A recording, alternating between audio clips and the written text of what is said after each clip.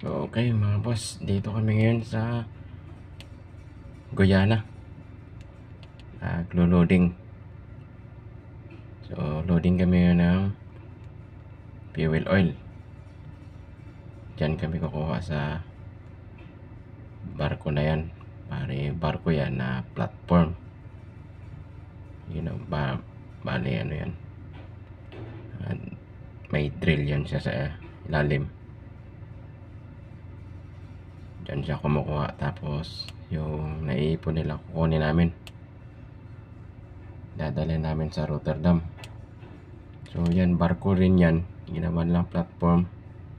Tapos storage na rin. So tawag dyan FPSO, Platform Storage Offshore.